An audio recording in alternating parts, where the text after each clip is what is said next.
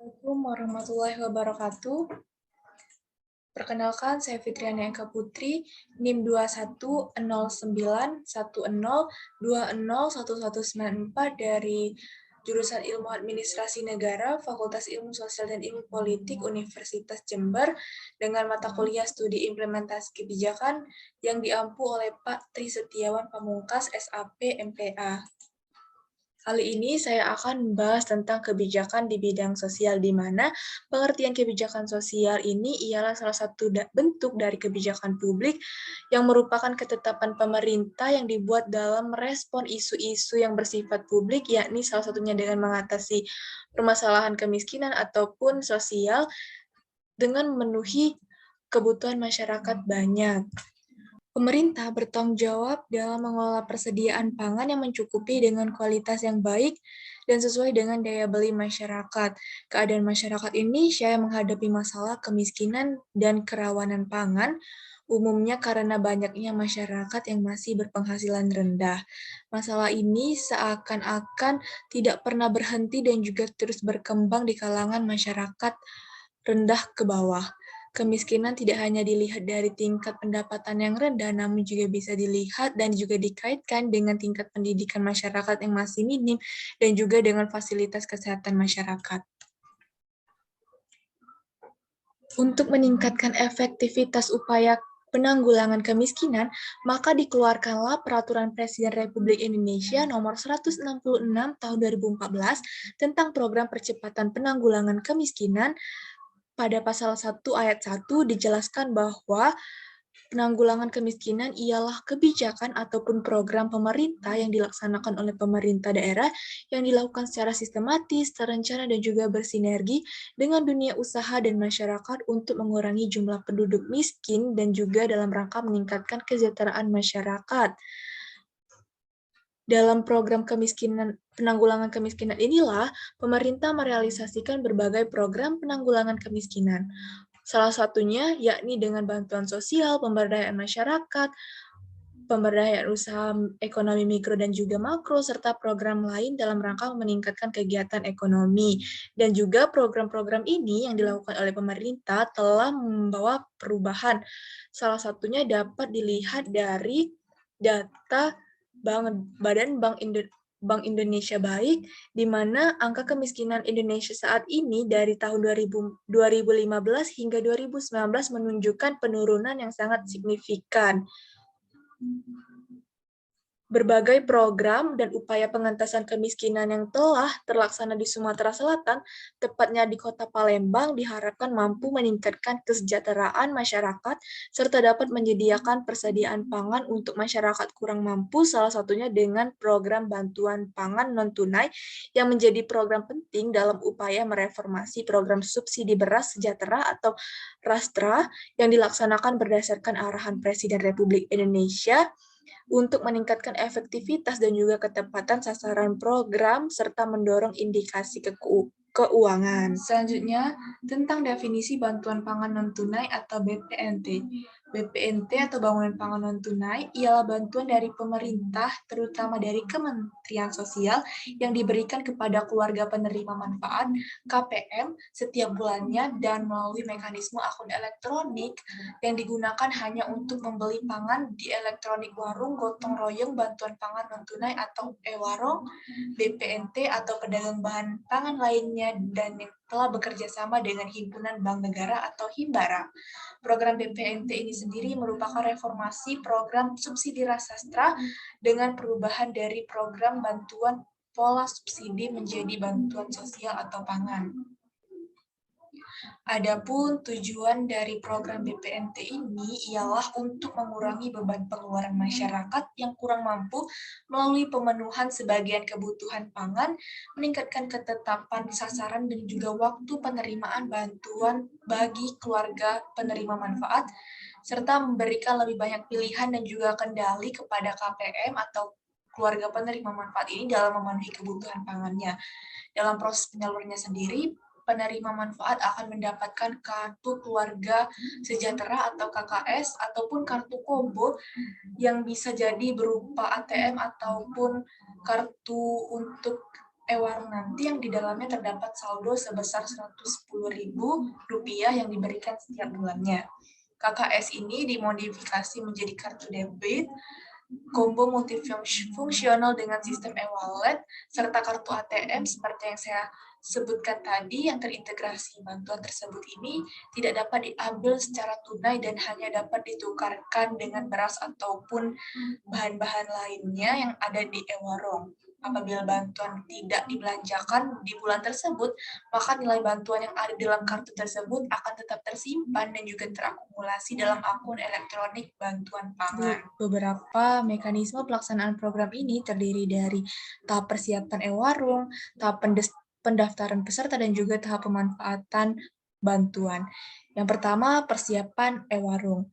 E-warung sendiri merupakan istilah yang digunakan dalam program bantuan ini untuk menyebutkan agen bank, pedagang, ataupun pihak lain yang telah bekerja sama dengan bank penyalur dan juga ditentukan sebagai tempat pembelian bahan pangan oleh keluarga penerima manfaat atau KPM ini. Penetapan e-warung ini juga dilakukan sesuai dengan ketentuan yang telah ditetapkan dengan mempertimbangkan beberapa kriteria yang diperlukan sebagai penyalur badan bantuan pangan non-tunai. Adapun kriteria-kriteria yang telah saya dapatkan berdasarkan hasil bacaan saya yang harus dipenuhi e-warung sebagai tempat pembelian bahan pangan sebagaimana diungkapkan oleh tim Korkot PKH Kota Palembang.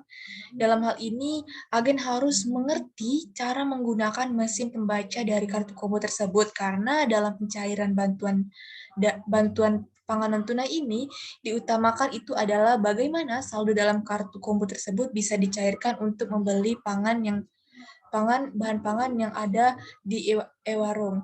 Untuk itu, sebelum agen e-warung bekerja sama dengan bank penyalur, agen tersebut sebagai penyalur e-warung atau pengguna e-warung harus dilatih terlebih dahulu. Tahapan selanjutnya yakni tahapan pendaftaran peserta. Pada tahap ini terdapat beberapa proses yang harus dijalani oleh masyarakat penerima bantuan. Adapun proses pendaftaran peserta program BPNT ini ialah yang pertama, pendaftar bantuan ini dilakukan di kantor kelurahan dengan membawa surat pemberitahuan dan juga dokumen-dokumen identifikasi yang nantinya akan disesuaikan dengan data yang ada dari pusat. Selanjutnya, hasil penyesuaian data ini jika sudah sesuai dengan data pusat, artinya pendaftaran yang dilakukan sudah berhasil. Begitupun sebaliknya apabila data yang tidak ditemukan data yang tidak sesuai, artinya pendaftarannya gagal. Adapun masalah yang biasa ditemukan dalam kegagalan pendaftaran ini ialah misalnya saja kesalahan pada penulisan identitas, maka akan diperbaiki dulu oleh petugas kelurahannya. Dalam pelaksanaannya, ditemukan berbagai permasalahan mengenai dana bantuan yang diterima oleh keluarga penerima manfaat.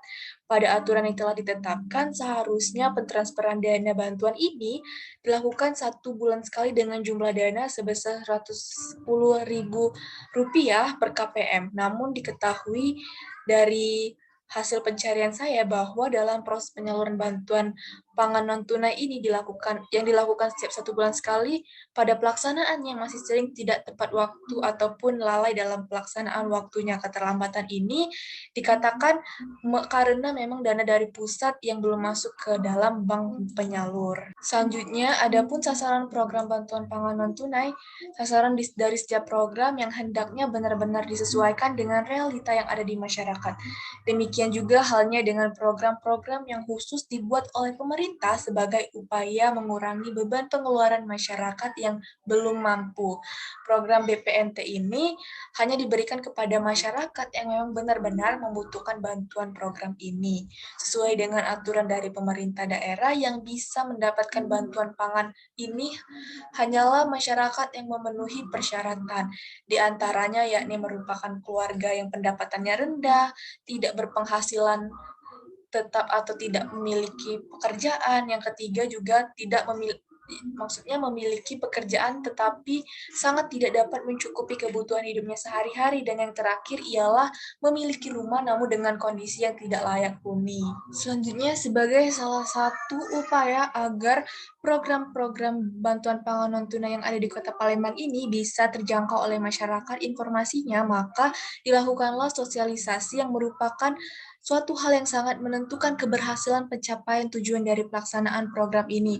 Demikian juga halnya pada program bantuan pangan non-tunai yang dilakukan oleh Dinas Sosial Kota Palembang yang tentunya akan terlaksana secara efektif apabila komunikasi yang terjalin dengan baik antara pihak Dinas Sosial selaku pelaksana program dengan masyarakat sebagai sasaran utama dari program BPNT ini yang menjadi hal mutlak diperlukan demi tercapainya keefektifan pelaksanaan dari program bantuan pangan non-tunai di Kota Palembang ini. Salah satu bentuk komunikasinya tentunya dapat diinterpretasikan melalui proses sosialisasi program kepada masyarakat yang merupakan sasaran dari program yang bersangkutan. Sosialisasi ini tentunya menjadi kunci utama keberhasilan program dalam mencapai tujuan serta sasaran yang telah diharapkan. Melalui proses sosialisasi yang efektif kepada masyarakat, program bantuan ini akan dengan mudah mencapai keberhasilan dalam pelaksanaannya. Terkait dengan sosialisasi program bantuan pangan non-tunai ini yang dilakukan oleh Dinas Sosial Kota Palembang, ditemukan bahwa proses sosialisasi yang dilakukan oleh pemerintah sedikit kurang maksimal. Ini dikarenakan Dinas Sosial Kota Palembang sendiri sebagai pelaksana program ini telah melakukan sosialisasi, akan tetapi dalam setahun itu cuma sekali, dan juga dilakukan ketika masyarakat ada yang ingin mendaftar menjadi peserta dari program bantuan ini. Hal ini terjadi karena keterbatasan biaya dan juga hal-hal lainnya dalam melakukannya. Jadi diharapkan untuk masyarakat bisa lebih aktif dalam mencari informasi terkait dengan program ini yang bisa melalui pemerintah ataupun media sosial lainnya. Selanjutnya masuk ke dalam tahap analisis terkait dengan implementasi dari program kebijakan bantuan pemerintah non-tunai ini. Dalam konteksnya, program ini mungkin akan ada banyak permasalahan yang akan dihadapi di lapangan oleh si penerima bantuan ini, sehingga diperlukan kegiatan monitoring ataupun juga pengawasan terhadap KPM BPNT tersebut. Monitoring juga ini dilakukan agar upaya pendampingan bantuan pangan non-tunai ini terlaksana dengan baik dan juga berkesinambungan. Pendampingan dalam hal ini dipahami sebagai sesuatu proses menjalin relasi sosial antara pendampingan dengan penerima dan juga kepada pelaksana program bantuan pangan non-tunai ini. Pendampingan ini disebut juga dengan tenaga kerja kesejahteraan sosial kecamatan atau TKSK. Proses pendampingan bagi KPM atau keluarga penerima manfaat menjadi salah satu aspek yang berpengaruh besar dalam menentukan keberhasilan program ini untuk mencapai keefektifan dalam pelaksanaannya dan juga mampu mengarahkan masyarakat seputar bantuan pangan ini. Pendampingan ini juga dilakukan oleh pihak-pihak yang berkompeten, tentunya merupakan salah satu kebutuhan dasar dari keluarga penerima manfaat tersebut. Dengan adanya pendampingan ini diharapkan keluarga penerima manfaat atau KPM ini dapat terbantu dalam mendapatkan akses informasi tentang program bantuan pangan non-tunai, prosedur pendaftaran, penyaluran bantuan, pemanfaatan bantuan, hingga kendala yang dihadapi seputar bantuan ini. Selanjutnya, dalam proses pelaksanaan program bantuan pangan non-tunai, di Kota Palembang ini dapat dikatakan belum efektif. Hal ini dikarenakan masih ditemukannya beberapa masalah dan juga hambatan yang ada. Hambatan yang muncul selama pelaksanaan program ini menurut hasil yang saya baca disebabkan oleh kurangnya anggaran untuk pelaksanaan program yang ada di Dinas Sosial Kota Palembang, dan juga selain itu termasuk dengan kurangnya sumber daya manusia atau SDM yang mampu menjalankan serta juga dalam hal mengawasi jalannya program bantuan pangan non-tunai tersebut. Dalam pelaksanaannya, bantuan ini masih banyak aspek yang belum berjalan sebagaimana dengan mestinya, seperti dalam proses pendampingan yang masih dirasa kurang oleh keluarga penerima manfaat, kartu combo yang sering error yang berakibat hilangnya saldo di dalam kartu tersebut, dan juga jumlah e-warung bantuan pangan non-tunai yang tidak banyak, serta belum meratanya ke seluruh kelurahan, serta tidak memenuhinya tahapan kegiatan pendampingan yang telah diatur dalam program ini, sehingga dapat disimpulkan bahwa proses pelaksanaan program bantuan ini di Kota Palembang terutama belum efektif. Nah, tadi penjelasan terkait dengan implementasi dari suatu kebijakan melihat dengan program-program yang dilaksanakan oleh pemerintah. Itulah tadi, terima kasih atas perhatiannya. Saya Fitriani Eka Putri, pamit undur diri. Wassalamualaikum warahmatullahi wabarakatuh.